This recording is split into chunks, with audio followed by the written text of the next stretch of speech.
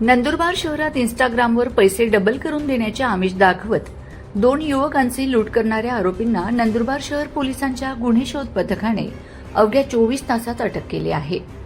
या कारवाईत रोख रक्कम, मोबाईल फोन, गुन्ह्यात वापरलेली शस्त्र आणि वाहनासह एकूण 1,50,000 रुपयांचा मुद्देमाल जप्त करण्यात आला आहे।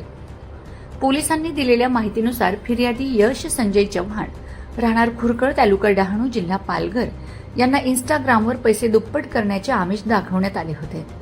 त्यानुसार ते व त्यांचे नातेवाईक विशाल चव्हाण हे 50,000 रुपये घेऊन 19 जून रोजी नंदुरबार येथे आले होते।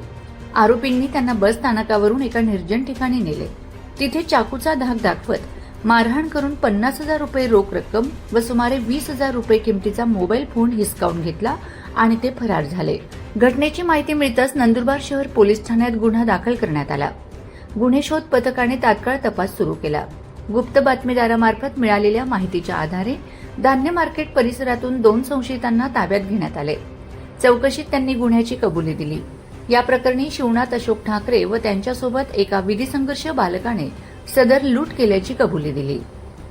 त्यानुसार पोलिसांनी आरोपींकडून 50,000 रुपये रोख रक्कम, 20,000 रुपये किमतीचा मोबाईल फोन, गुन्ह्यात वापरलेला चाकू तसेच 80,000 रुपये किमतीचे वाहन असा एकूण 1,50,000 रुपयांचा मुद्देमाल जप्त केला आहे।